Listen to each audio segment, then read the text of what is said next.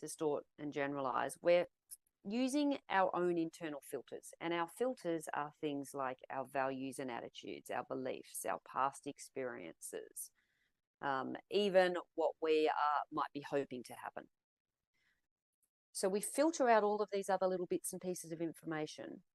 We create our own perception of what we think is happening, and we project that back out onto the situation in front of us. What does that mean for our teenagers?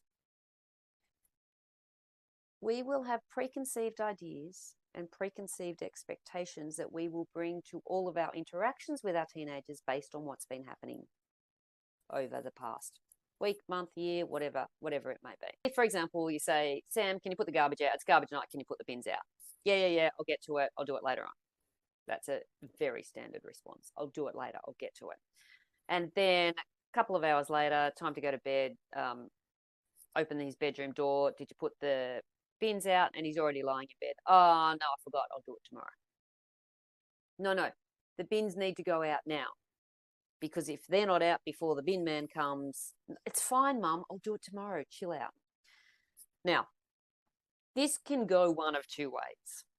It can either escalate into that argument where you say, for crying out loud, if I've told you once, I've told you 1,000 times, just do things when I ask you. The bin needs to go out. Why can't you just do what I say? Blah, blah, blah, blah, blah, and it can go down that spiraling path. At which point, Sam is likely to shut down, roll his eyes, maybe even turn over and punch the pillow and just say, oh, for God's sake, Mum, this is ridiculous. Why does it matter so much? What's going on, though, that causes it to blow up into that argument versus just become a conversation, a normal conversation about, oh, sorry, Mum, I forgot. I got distracted. I was playing games with my mates. Can I do it in the morning? Or does it need to be done now? Like, that would be a nice response, right? When the teenager hasn't done what we've asked, it's very easy to spiral into that thought process of, you never do what I ask, I always have to nag, why do I have to ask everything all of the time? You don't make any effort around the house, you're selfish, you're not a nice kid, I mustn't be a very good parent because I haven't brought you up to behave in the way that I want you to behave, and clearly you're never going to be a decent functioning member of society, and what sort of a parent have I been? And so that can all be going on in the back of your mind before you even say, you haven't put the bins out.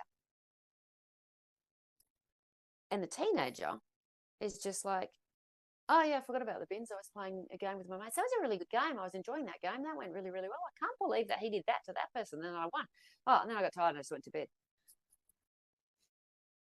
What we've done as the parent in that scenario is attached a completely different set of meanings to the behavior. A bit of self-reflection is really valuable here. 2 questions. First question is, what emotion or what feeling did the teenager's behavior trigger in me? Was it anger? Was it fear? Was it frustration? Was it resentment? Was it sadness? Could be anything. What emotion did it trigger? And then once you recognize that emotion or that feeling, what's behind it? What's the story that I'm attaching to that emotion? The 2 questions, what's the emotion and what's it bringing up for me, or what's the underlying story I'm telling myself behind it? They can help us to identify what are the filters that we're bringing to a situation. What are the filters that are impacting our perception? If we are only ever focusing on the negative behavior that our teenagers are giving us, then that's what we'll get.